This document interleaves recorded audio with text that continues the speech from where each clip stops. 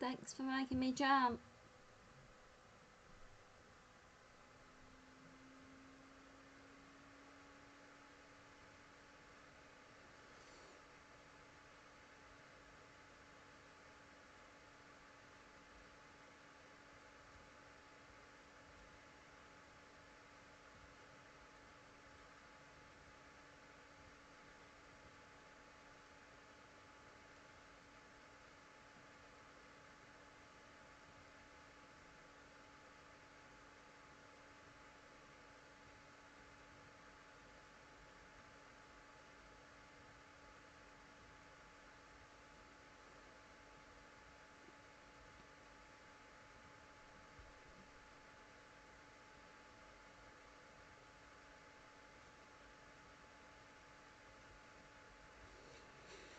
Hello everyone.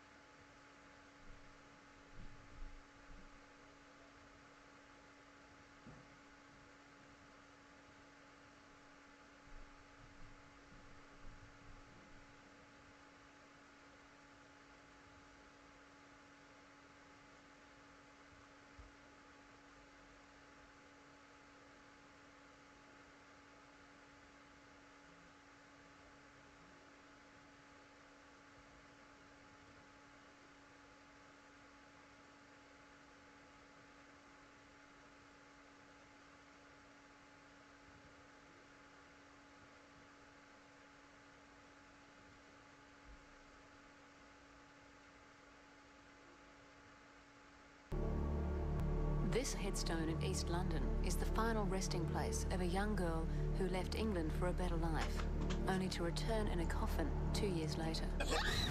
Her terrifying journey to an early grave began 30 years ago, across the globe, on a suburban street in West Auckland, New Zealand.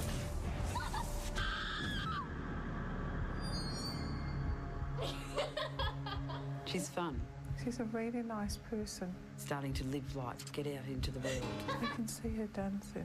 Oh, she's a terror. On January the 29th, 1976, 13-year-old Tracy Ann Patient was walking home with a friend. She's laughter and skipping and having fun. It was a mild summer's evening in the school holidays. I take you so far, but I'll go now. Outside the Henderson police station, Tracy waved goodbye to her friend and continued up Great North Road alone. She knows not to talk to strangers. She's not silly. I walked towards the car. But Tracy didn't make it home. Her father rang us that night and she still hadn't got home. My stomach's just turning over. An innocent girl of 13 had been seemingly plucked off the street, strangled and dumped up in the hills. The following morning, her lifeless body was found in a remote lay-by with a pair of pantyhose wrapped around her neck. She's just walking down the street. It's like random. There was no evidence to explain where or why she was murdered or who did it. Have police established any suggestion of a motive yet? No, we haven't. There's nobody to prove it. I think it was the turning point of society like it is today. The murder of an innocent schoolgirl shocked New Zealand. Police launched a massive manhunt, but 30 years on, the murder of Tracy Ann Patient remains unsolved. Time is running out. How do we know they haven't done it again? Now 2 psychics will lead investigators in a search for new clues. She's just there. There she is. She's standing over there. The psychics will use their remarkable gifts to retrace the schoolgirl's last steps and hunt for her killer. He comes from this area. He's gone north. My team has investigated the psychic's leads and come up with some fascinating new information.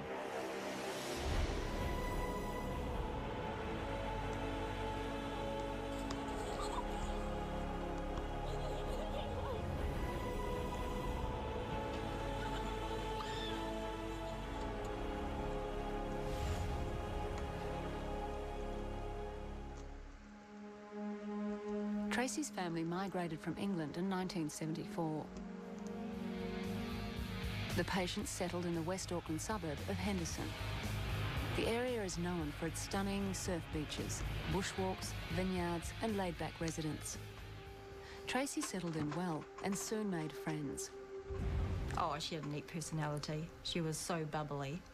She was quite a bubbly chick and liked to have a laugh. She was a nice-looking girl. Had an English accent. Yeah, no, she was a nice girl. Yeah, long blonde hair. Tracy loved music and sport, but her greatest passion was horses. She did have a horse, but I'm not sure whether it was hers. I think she was just looking after it, and she used to always want to go to see the horse. Tracy was popular at school and with the neighbourhood children. This home movie of her was taken just days before she was killed. Tracy was above average academically and looked older than 13. I mean, I was a year older than her. I was 14. So, I mean, I should have been more advanced than what she was, but she always seemed to be, you know, that little level up. She had a 16-year-old boyfriend and enjoyed hanging out with her older sister's friends. Coming of age in West Auckland revolved around V8 cars and beach parties. Tracy loved the Westie lifestyle. We used to cruise and wag school, and the girls would all come with the guys, you know, we'd go out to the beach and stuff and just hang around all day doing bugger all sort of thing. We're all rebels. We all had a great time together. Yeah, we did some pretty crazy things. I wouldn't class her and her sister as being over the top sort of girls.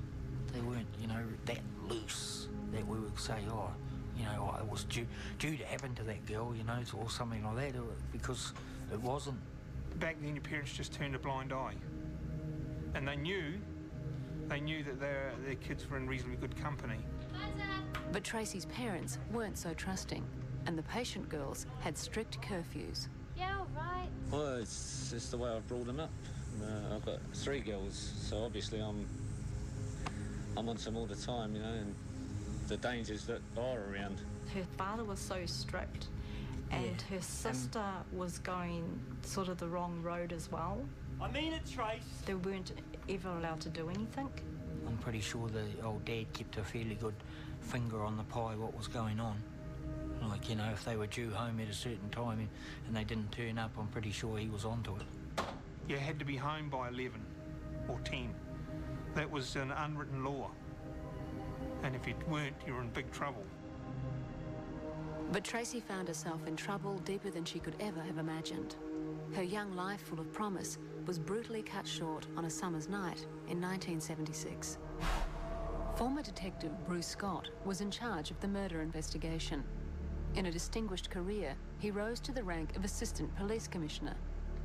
30 years have passed, but the Tracy Ann Patient case is still firmly etched in his memory. It was summertime, it was January, we had daylight saving. She had been wanting to go and visit a friend that lived about 3 or 4 kilometres away. She went and visited her, and then her girlfriend walked her halfway home. And it just happened that the halfway point was at the Great North Road, right outside the then Henderson Police Station. The walk from the police station to her home should have taken Tracy less than 10 minutes. She never made it home. The following morning, a dog made a gruesome discovery in Scenic Drive, 16 kilometres away from Great North Road. We let the dogs out first thing. Immediately afterwards, Snell started barking and making strange noises. And we both went over the road together, and there it was, the body. Tracy was found lying on her back. She was fully clothed, although her jeans that she had on were pulled down partly around her buttocks. That could have occurred when she was being pulled out of a car.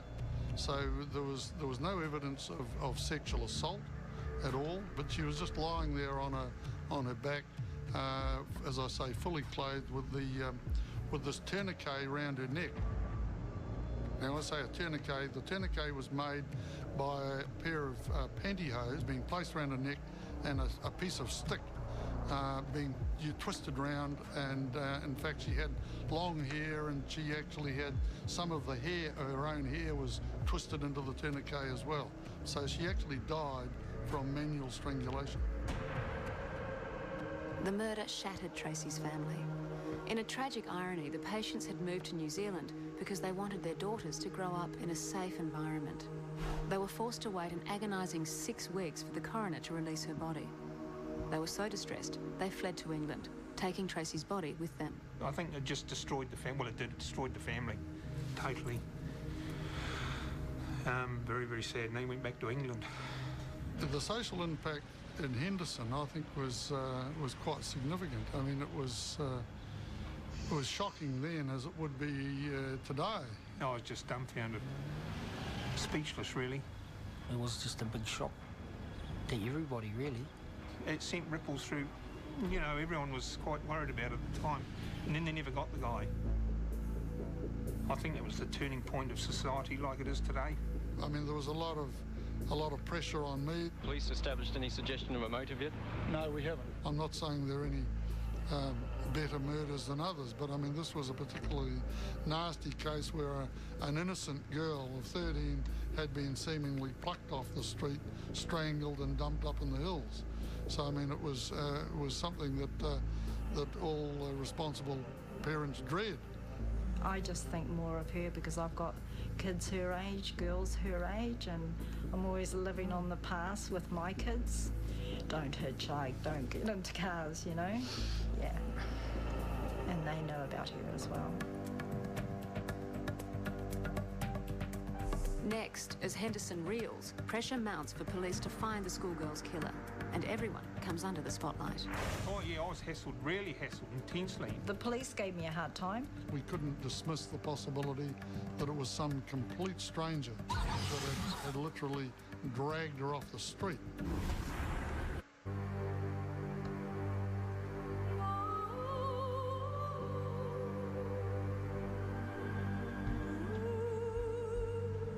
In a murder investigation, the first 48 hours are critical, and police working on the Tracy Ann patient case knew they had to act quickly to gather evidence. She is 13 years of age, 5 foot 2 inches in height, fair complexion, blonde, long hair. A team of detectives swooped on the lay-by where Tracy's body was found. Fingerprints are obviously at the scene of a crime are always significant. Because of the nature of the lay-by, there was nowhere that fingerprints would be preserved, neither on her body or even on the likes of the tourniquet. It was just a rough piece of stick, and there was certainly no fingerprints on that. The police removed Tracy's body from the bush and asked the pathologist to examine it for evidence connected to the killer. But there was no trace of blood or any other bodily fluids. The autopsy revealed that Tracy probably died between 10 p.m. and midnight. She had no other injuries apart from those caused by the murder weapon, a pantyhose tourniquet. Well, it sounds like making excuses, but there was very little evidence at the scene at all. There was nothing foreign there that you could connect with the offender. The only foreign thing was the pantyhose, and we weren't able to establish a brand of those or anything like that. The killer used a stick to twist the tourniquet. It was examined by botanists who found that the stick wasn't from the bush at the lay-by. Police found no tyre tracks or footprints. In fact, there was nothing at the lay-by to indicate the murder had taken place there. It's our interpretation of our examination there that she had actually just been dumped where she was. She had been killed somewhere else. In order to find out exactly where Tracy was killed, the police tried to piece together her last journey home. Tracy was last seen alive in the vicinity of this intersection. Earlier in the evening, she had been visiting a friend in Chilcot Avenue, which is about half a mile down Edmonton Road here from the police station. Tracy's friend Lynette was the last person to see her alive. Lynette is now 43, but she still remembers walking Tracy halfway home. We asked Lynette to retrace their last steps. Okay, this house here is my family home on that night. We were there for a couple of hours and we just mucked around and just chatted and listened to music and, you know, what teenagers do. Yeah, I'll be leaving now. Okay, yeah. Okay, all right, bye. Tracy had to be home by 9:30, so, yeah, we just walked down here. Down here. Little bow on them. Yeah. The girls took a shortcut through Toohey Glen Motor Camp.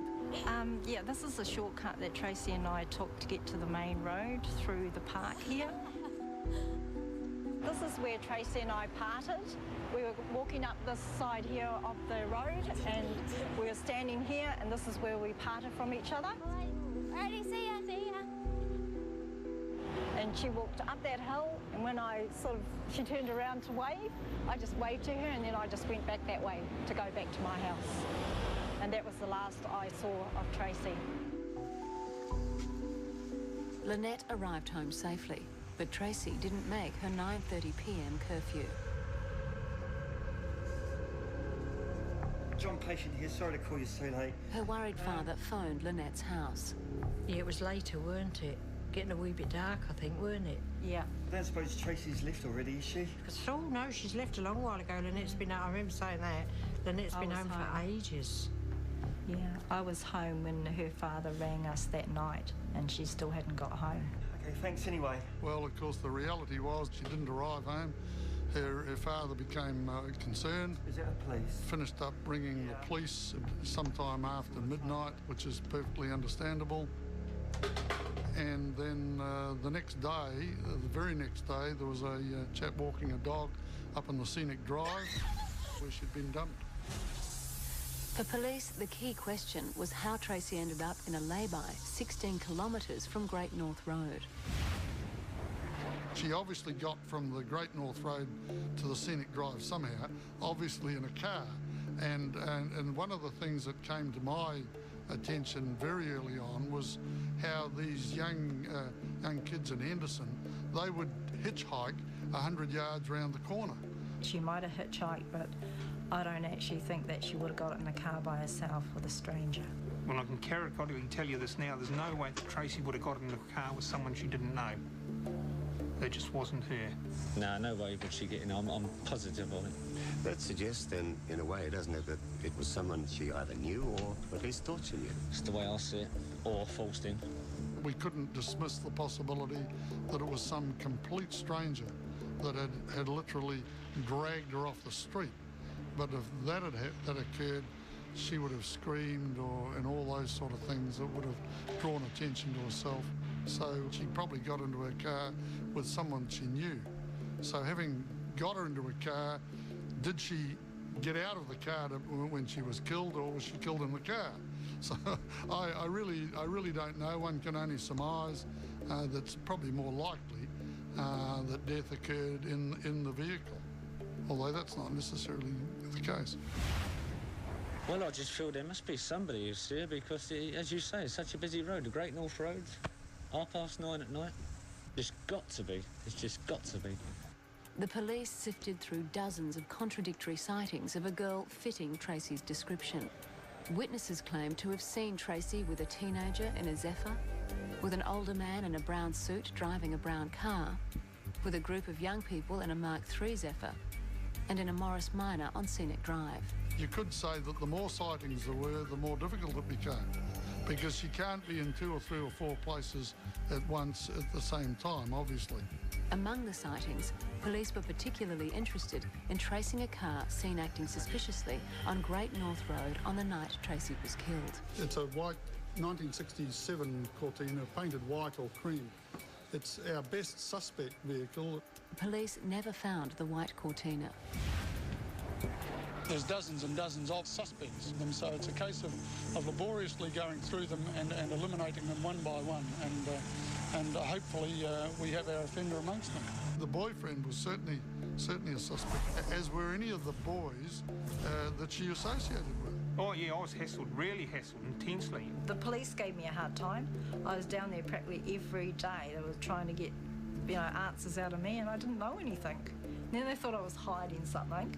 Tracy's boyfriend and many of her friends were at a concert on the night of the murder, which ruled them out of the investigation. The list of suspects, went on and on. I mean, it ran into 600 or 700 in the end. But how do you eliminate them? We didn't have fingerprints at the scene. So you can't say, well, they're not his or her fingerprints. So that became an issue as well. So therefore you ask yourself, well, why was she killed? What happened? What happened with the offender and Tracy that gave him or her, and probably him, cause to kill her. I mean, she was just an innocent 13-year-old, and so, you know, those are some of the questions that we haven't got answers to at this point. The case of Tracy Ann Patient remains one of New Zealand's most baffling unsolved murder mysteries. Next, two psychics will call on the spirit world to help them come up with new leads by returning to the night of January the 29th, 1976. She knows not to talk to strangers. She doesn't know this person. She's not silly. I feel sick. But she's on her own.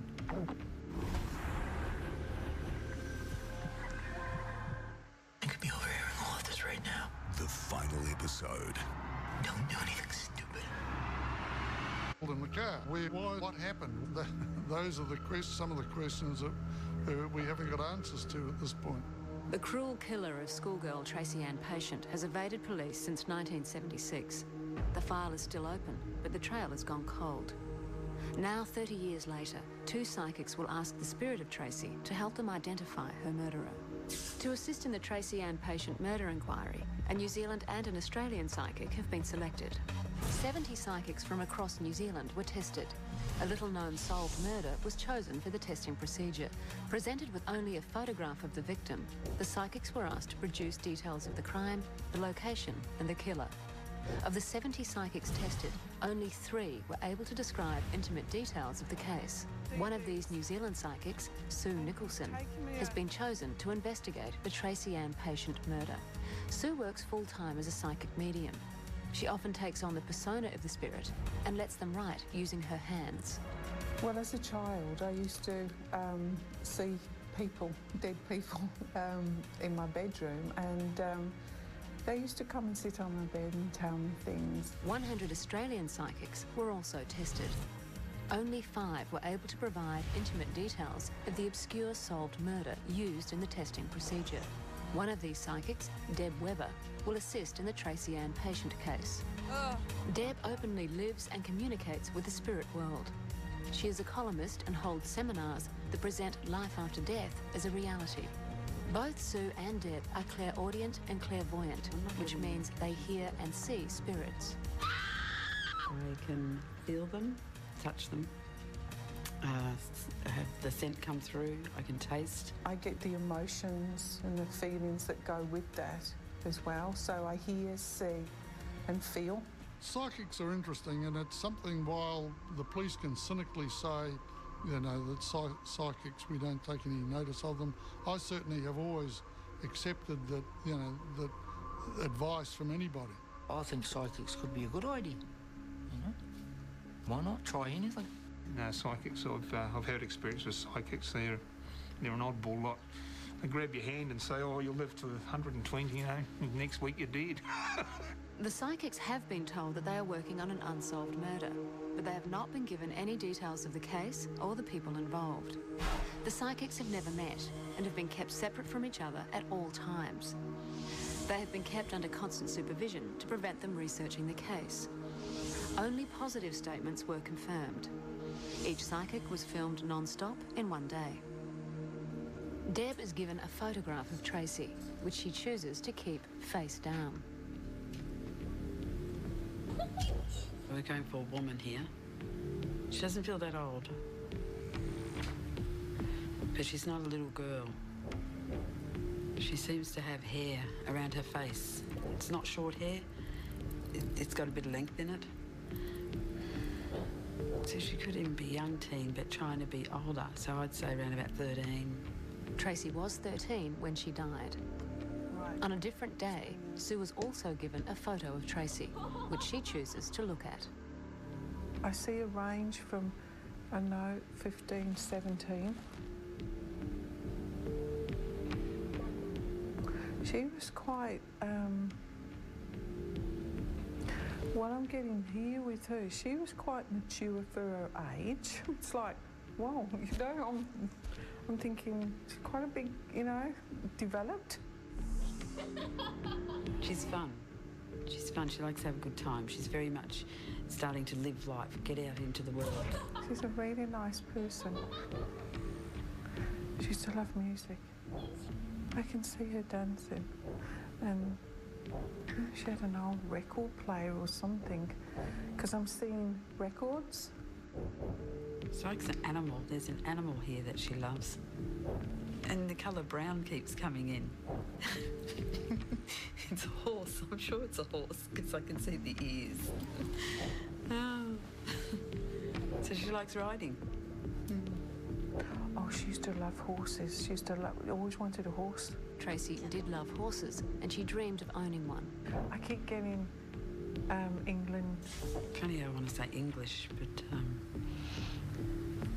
that's what she's saying. Because she's saying the way I speak, the way I talk, and she's laughing about that. Tracy and her family emigrated from England 2 years before the murder.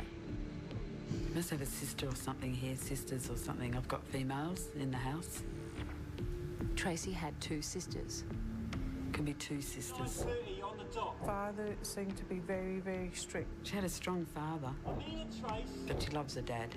Tracy's father was strict but loving. Mum always seemed to be depressed. Tracy's mother had suffered from depression. Now the psychics are asking Tracy Ann Patient for her name. Deb has still not looked at her photo. When it first began, when I first came into the room, I picked up an A with the name, Anne. She smiled when I said Anne. I don't know, I'm getting an initial E. I don't know what that means. Getting like a longer name to the Anne, because the Anne's A-N-N. Don't make me guess. She's going, guess. I'm getting, I don't know what it is, I get a C and then it's E still coming up. She said gem before and ruby, now she's gone treasure. So she's... Oh, she's a terror. T, you're terror. She went...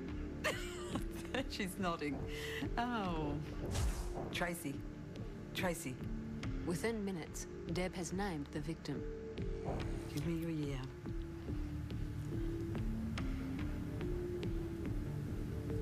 '70, she's still saying 70, so I've got 70, but plus 76. 70 plus 6, 76. With the year I think she went missing. 1976. 1976. She just drawed it on the picture, 1976. Thank you. Which months do you want me to go to?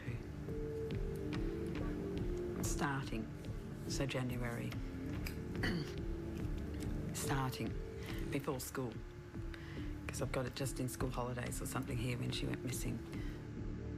Tracy was killed during the school holidays on January the 29th, 1976.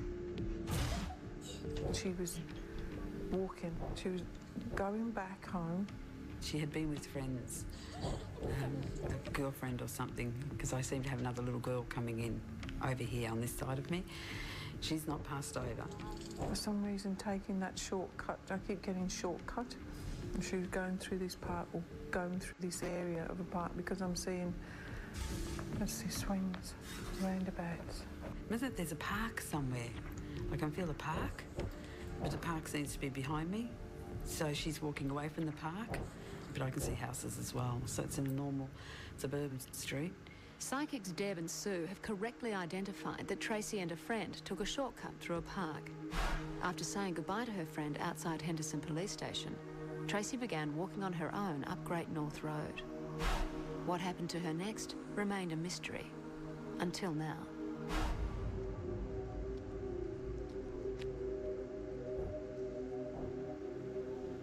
It's a car. Show me the car. So she's ignoring the car. She's walking straight ahead, and she's walking a little bit faster. There's a man. Hey, how's it going? She doesn't know this person. She doesn't know him. He stopped her and he's talking. How's it going? I don't like him. Unshaven. She knows not to talk to strangers. She's not silly. I feel sick. But she's on her own. There's no one around. And I'm wondering if... Asks me a question. Do you know where wants to know where the place is. Yeah, sure. Where are you trying to go? He's pretending asking for directions or something like that. He's looking around to see if anybody's watching. And she's answering him. And he said, can you have a look at my map sort of thing? Because she's walking too close to the car, but she's actually walking to the car. Life walks towards the car. Let's just say we're here. They're talking, all of a sudden they're pulling her. Grabs me. Put their hand over her mouth or something here, because I've just got her pulling. Got one hand over her mouth. And he's pushed. Another one round. She's gone in. Into the car. Shut up! He pushed her into the car. She didn't go willingly. Don't make a noise. She was just walking down the street. It's like random. She's really emotional. Well, she would be. She's murdered.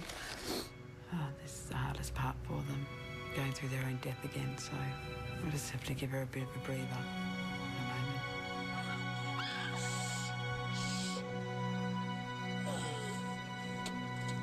For the first time, Tracy has been able to explain how she ended up in her killer's car. The police wondered if she knew her killer, but both psychics suggest she was abducted by a stranger. Next, the psychics uncover a crucial detail. Got something around her neck. It's pressing on my throat. Like a string, a rope. He's wrapped it round a couple of times and then he's pulled it. He's a sick bastard. Love music. 13. Horses. English. 1976. January. Walking. Back home. Shortcut. But she's on her own. There's a man. Psychics Sue and Deb have been deadly accurate in describing the short life of Tracy Ann Patient. They've revealed that she was abducted by a stranger. Now they ask Tracy to describe him. I get that he's, white, Caucasian. He's got brown hair, because you can see the roots of his hair. It looks like he's got like a tip or something in it. Dark hair, quite grey. The only way it could be lighter is probably the grey, because he doesn't feel like a gentleman that would go to a hair salon and get his hair tipped. I feel like it was a bit longer at the back here. It seems to be shorter here and longer at the back there. He's fairly unshaven. He's got, you can feel hair on the face, but it's not a beard. Unshaven. Very thick, dark eyebrows. Brown eyes. And he's got dirty fingers with grease or whatever. Messing about with an engine, fiddling oil in his hand, dirty hands. Yeah, I'm not getting a young man here. I'm definitely getting someone that's older. He could be around about 43, 44, but he looks older. So he may look 47, 48. About 30. He's saying to me, at my age, a lot of people look older. I just asked where he worked, if he worked, and that's where I get the dark blue shirt. I feel that he works in like a factory, but I feel that he's a manual worker, but he lifts heavy machinery. I get a light blue car, square shaped. I'm not getting the indications of a dark coloured car. I'm getting the indication of a light coloured car. It's just that it may have a different panel on it, like a repair panel. On the steering wheel, there's a column change. I feel like there's no, it just seems to be one seat, but no piece in the middle. To me, he stalks and waits for an opportunity to pounce. I do feel that he has tried to do this before, and he's got so far, and then it kind of lies low for a bit, and then it comes back out again. I feel that he's done this before. He just drives around looking and then, picks his victims.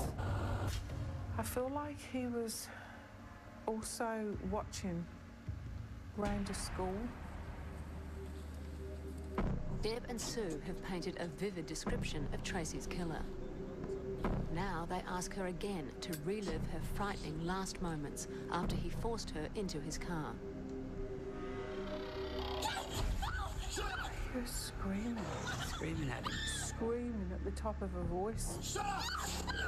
Now I've got the struggle and the hand over him. She's bit him or something here. for a bite. Keep shouting at me. Shut up! If you don't be quiet, I'm going to go and kill your family or something around there. Crying, no. She's got tears coming down her face. She's crying. She doesn't know what to do. I feel like he's pulled her hair. He's got her hair. He's got his thumb right here, and it's pressing on my throat. He's got something around her neck. It's like my vocal cords are being... Couldn't breathe, and that's the neck, getting tightness around my neck area. I know he is going to hurt me. I will do what you want. Please let me go. He's driving. He's starting the car up. Lights, traffic lights. He drove her a fair distance, I'd say. I feel like I'm seeing a signet ring. It's a gold small signet ring. I don't know what that means. Can we turn the photo over for a moment? Okay, thank you. This is the first time Deb has seen Tracy's photo. Tracy. There.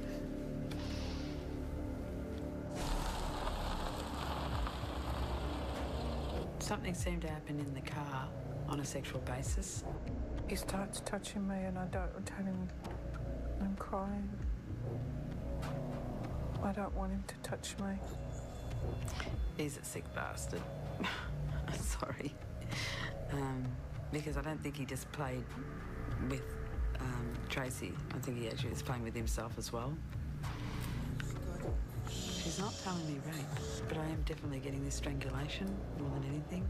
I feel like I'm being choked. My head's going round like I'm going to pass out. But it doesn't feel like hands around the neck. It feels like something, he used something, like a string, a rope. He tried with his hands, and I feel like he's grabbed something else, and he's wrapped it around a couple of times, and then he's pulled it. It's a stocking.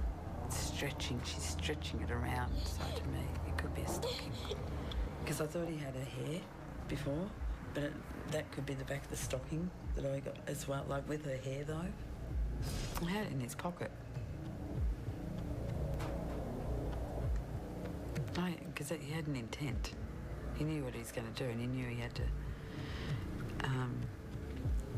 kill. I know he's going to kill me. I'm trying to fight him off. So we've got struggling still, but still, it's like exhaustion. My heart's coming out my chest. I can't breathe again. Okay, she's gone out. It's gone black, okay. But he hasn't killed her yet. Looks like he just dragged her out of the side door, the front side door. I think he did more when she was out of the car. She took another breath in and just looked at him, and then that was again. He done it again.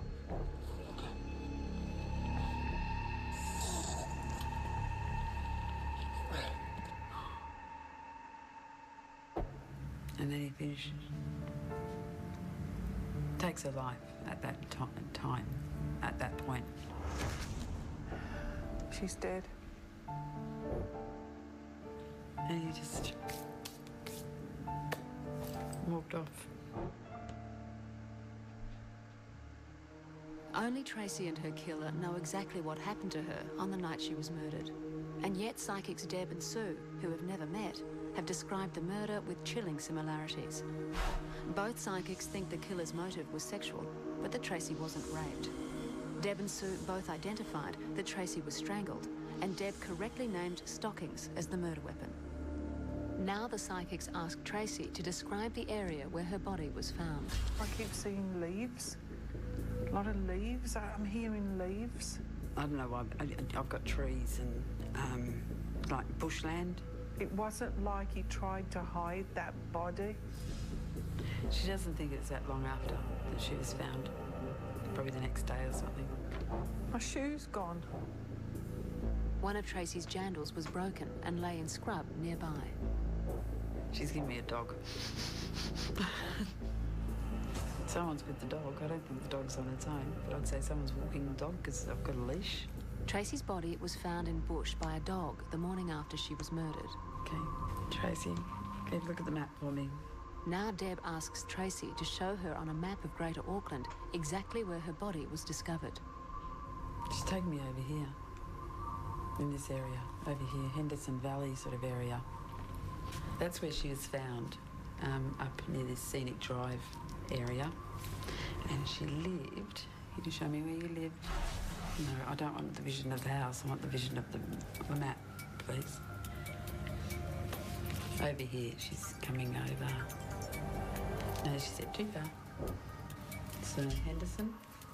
Deb is absolutely correct. Tracy lived in Henderson. Her body was found in a lay-by on Scenic Drive in the Waitakere Ranges. Next, we take the psychics to Henderson and challenge them to retrace the schoolgirl's last steps.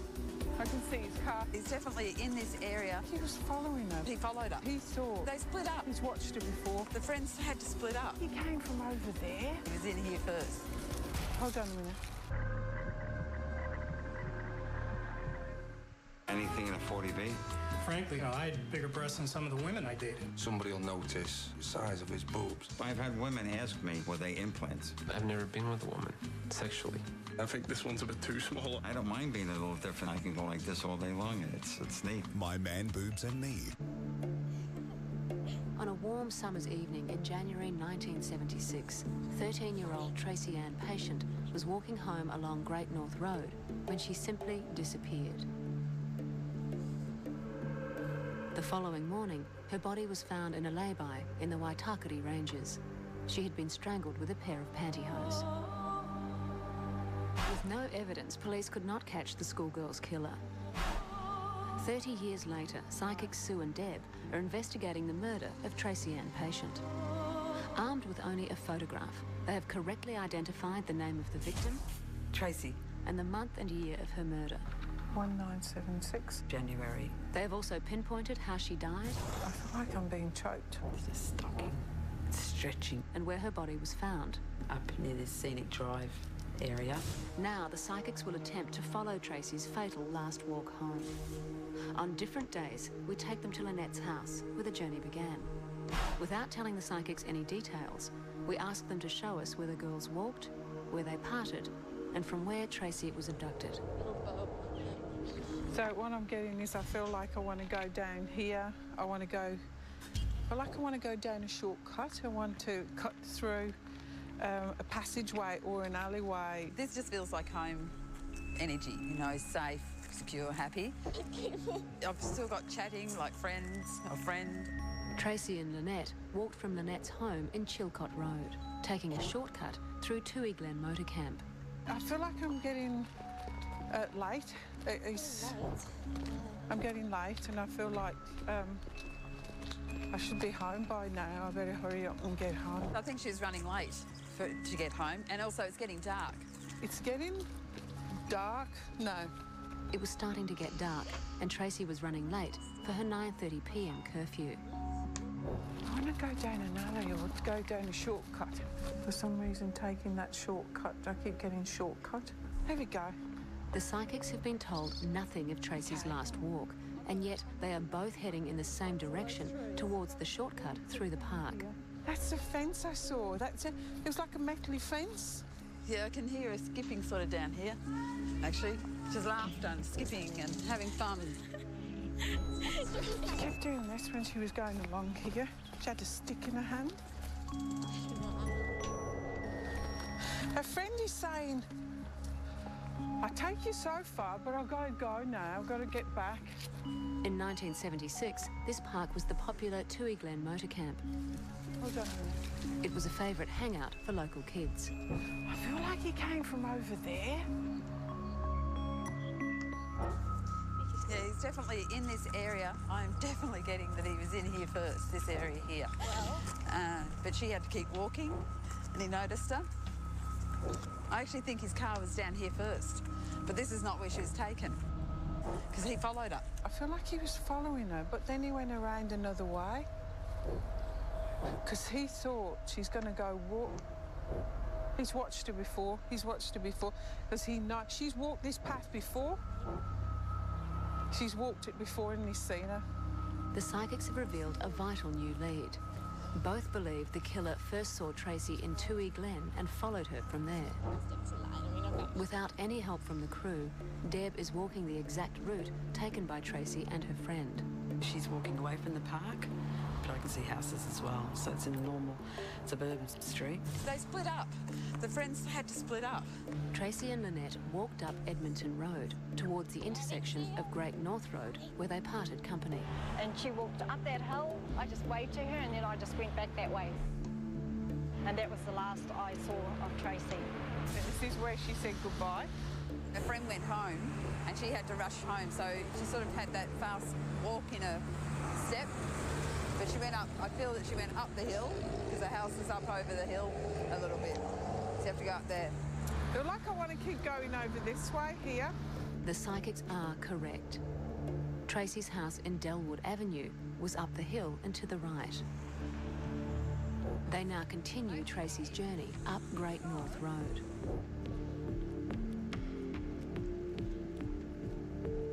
She was a little bit scared because she was on her own, but still she didn't realise anything was going to happen. There used to be a shortcut over here because a house is that way. Okay, a house is here. Sue could be right. Tracy often took a shortcut through Henderson Primary School.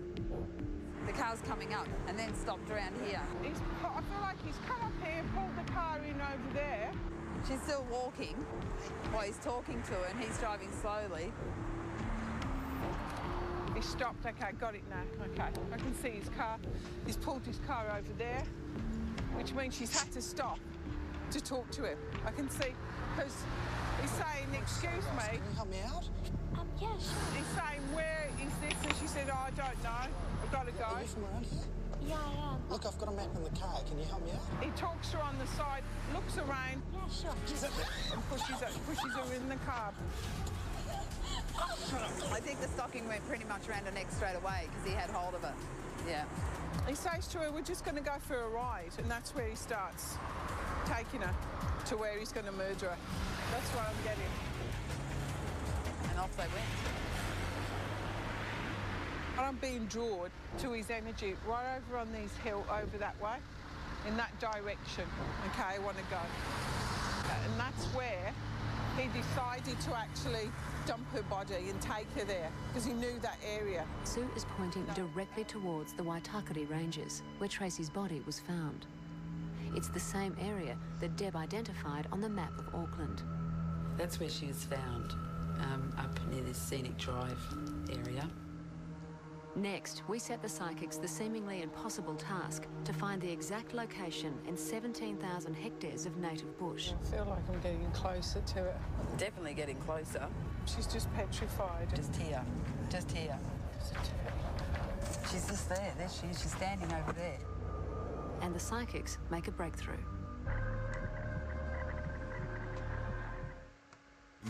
Final journey ended. The roadside lay-by in Scenic Drive has barely changed in 30 years. Today, it gives no hint of the horror that once unfolded here. On different days, we drive psychics Deb and Sue towards the Waitakere Ranges to see if they can locate the lay-by where Tracy's body was found. Despite never having been to the Waitakeres, both psychics direct us to Scenic Drive. In their readings, the psychics describe Tracy's body as being in bush. But finding the exact location on a road that winds through more than 50 kilometres of native bush seems like an impossible challenge. Yeah, I feel like I'm getting closer to it. I can feel her energy starting to... The psychics are relying on Tracy's spirit to guide them. She's just petrified of what she knows that he means business, that he's not just going to drop her off somewhere. She's got something around her neck. I feel pressure around my neck as we're going up the hill. And it gets tight every so often, and then it's loose, but it's always firm. He's driving, but he's holding on to the stocking. And every so often it feels like he pulls on it, just, you know, like a wrenching it and then backs off a bit. But he's quite calm himself. What he's doing, he's very in control. The lay-by is still more than 5 kilometres away. My stomach's just turning over. Around her neck again. God. It's getting close. I feel like it's really getting closer now. Definitely getting closer. Okay.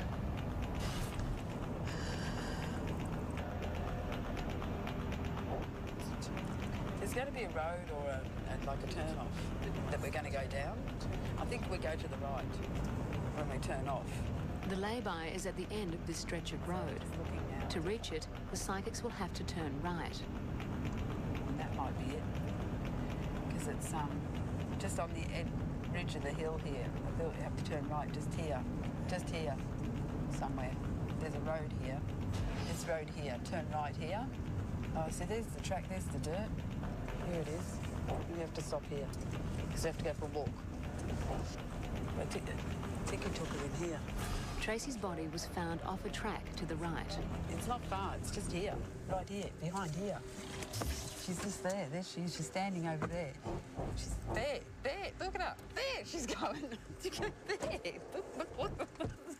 So there she is. She's found just here. This is the track.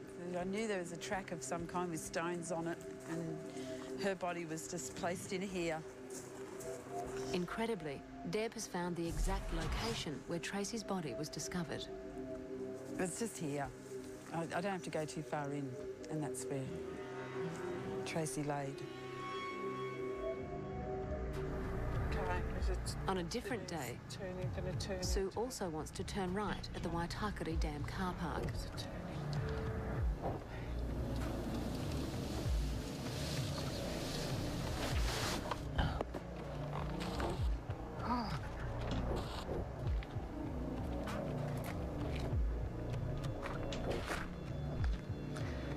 I've got to go from this way. He drove up here. He drove in here. She's in the passenger side on the front. He pulls her under her arms and turns this way and looking around.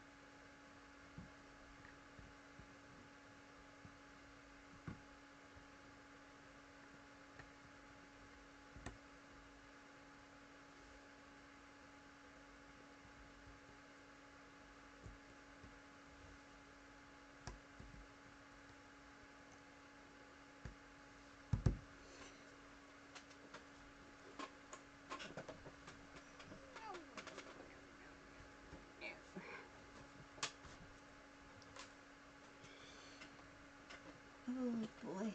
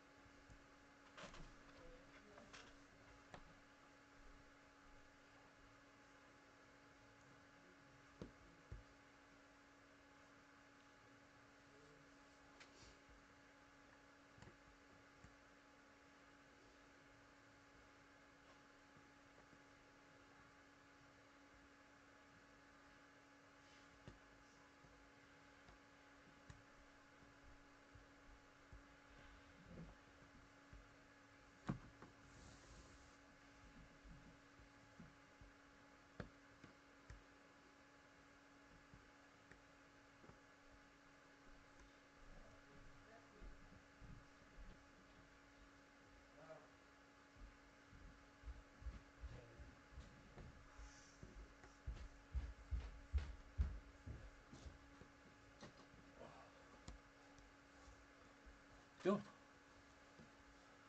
Want my graphics card in it?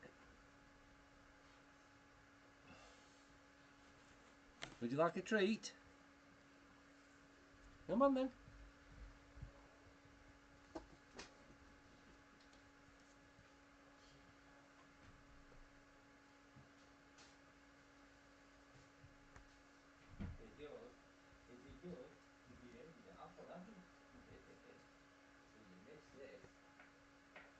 Come on then.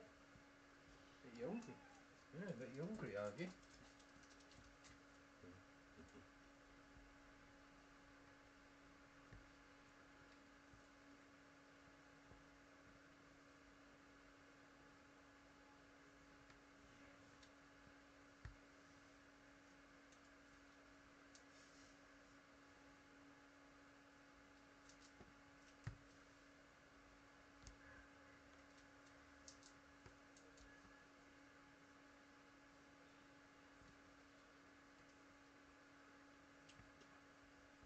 That's it. All of it.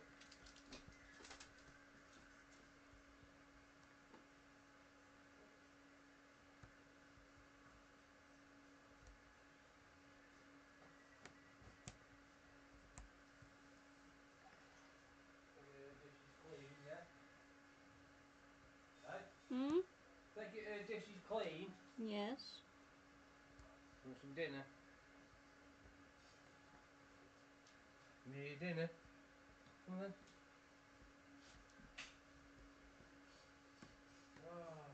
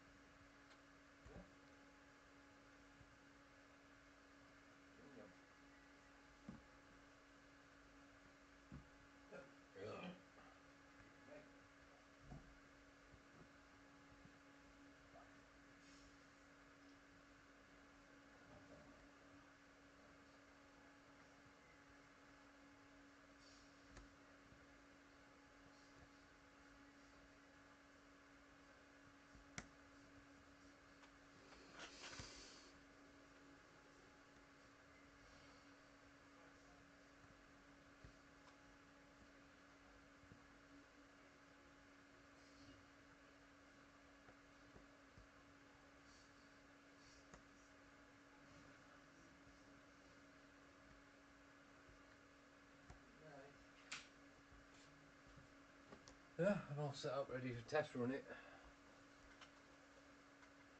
See if I get the same results. Test run yesterday I was getting 138 watts on mine, which is wrong. So same result, not too bored. Two different processes.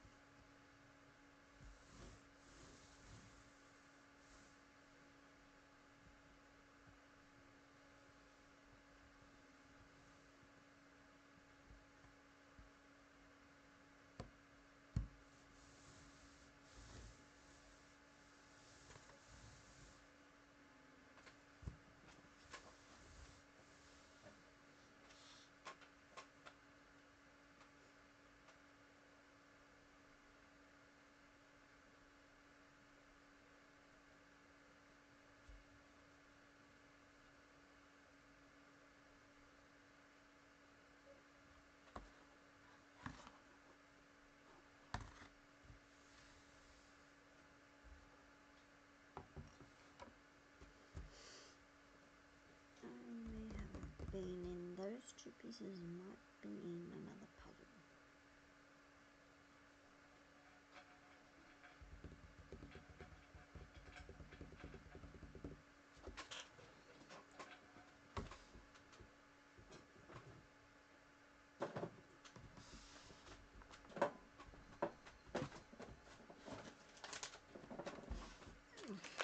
That'll be in this one.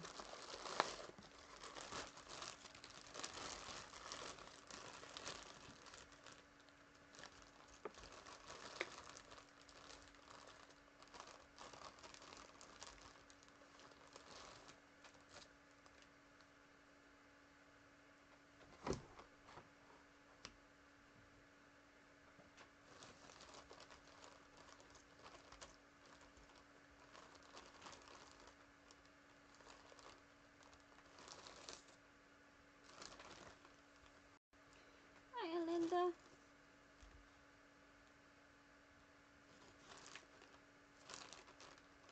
Just have a weird feeling that it could be in this lot.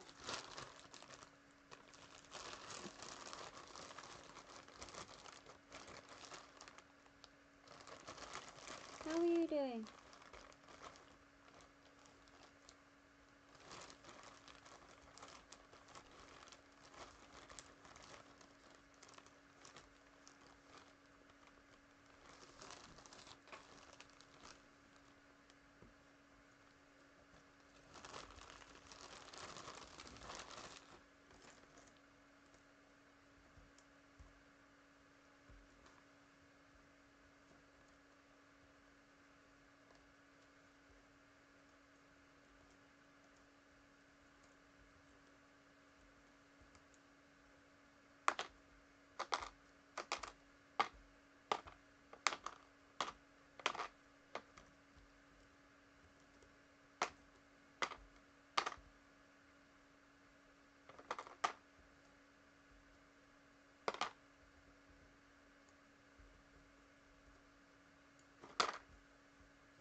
I'm alright. Achy, but I'm alright.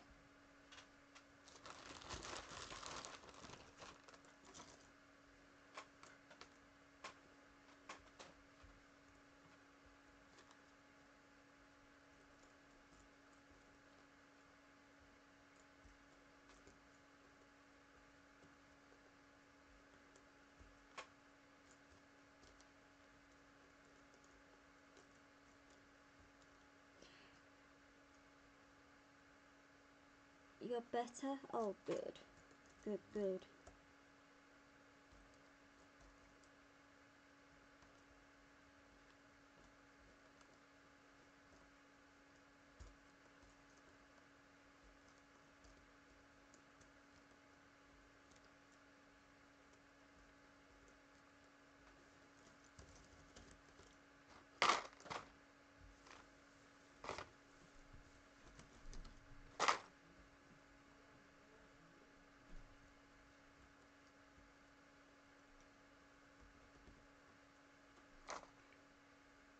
Nope.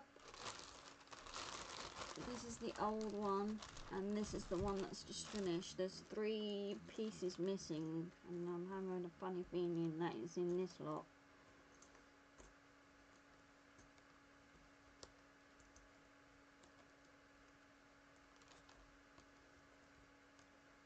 Because I looked everywhere.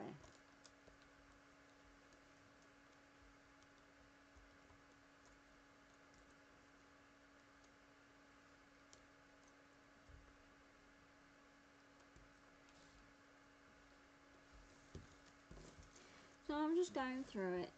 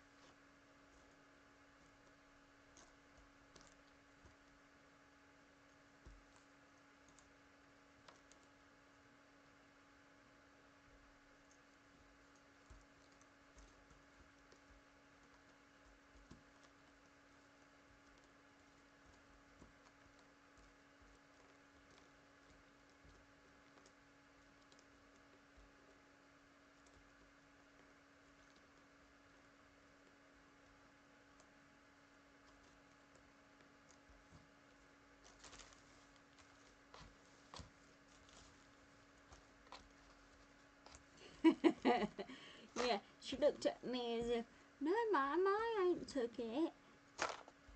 I ain't took any. Honest.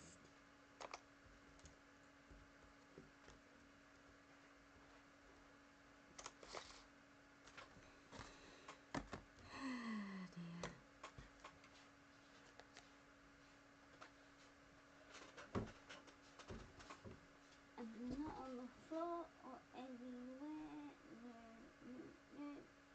I looked underneath. I looked in the boxes.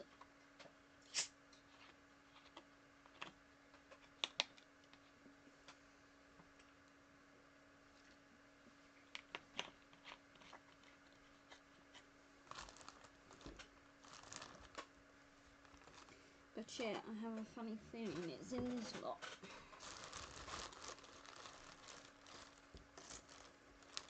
No harm in looking, is there?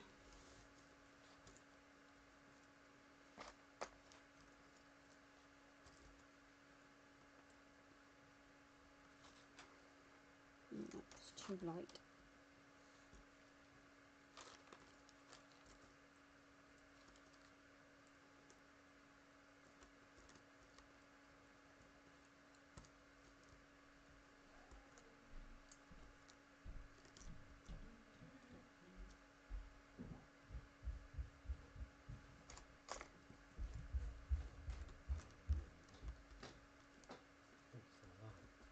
Mhm. Hi, Linda.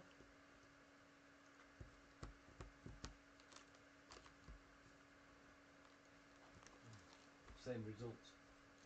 Same result. Yeah, and I'm running Windows 10. So it's the board. It's the board itself. Either that or it's the chips.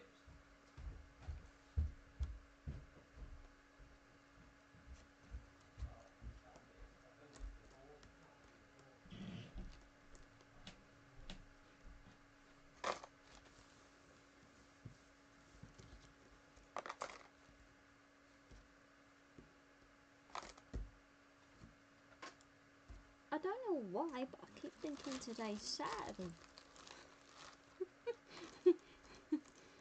I think it's probably because I've had a really weird week.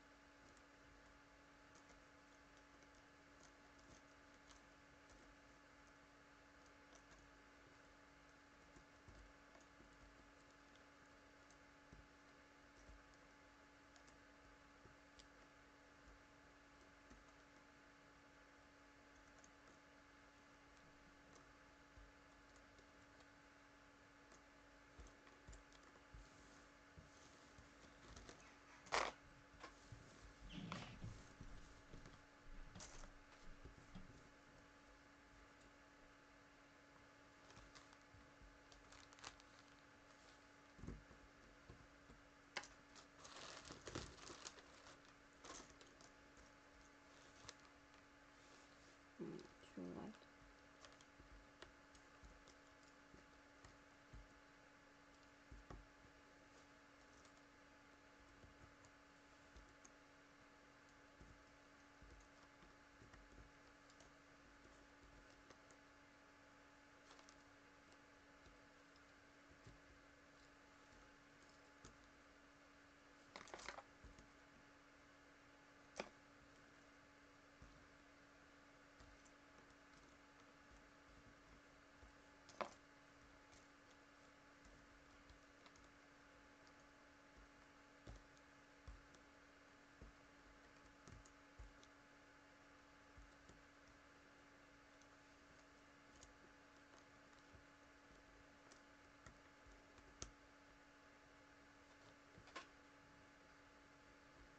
Too light.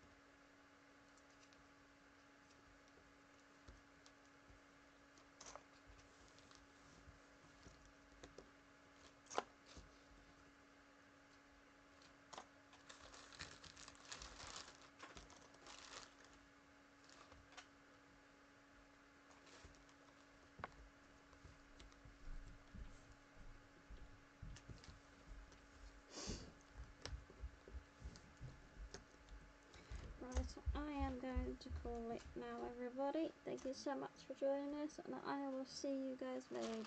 I have done it, but I have a funny feeling that means... 1, 2, 3 pieces missing. Yeah, I have a funny feeling. I don't know. I'll check. No. Anyway. I'll check. I'm gonna call it now, everyone. Thank you so much for joining us, and I'll see you guys later. What are you doing, Smudgy? Food your dinner. I'll see you guys later. Lots of love. Take care. Bye, everybody.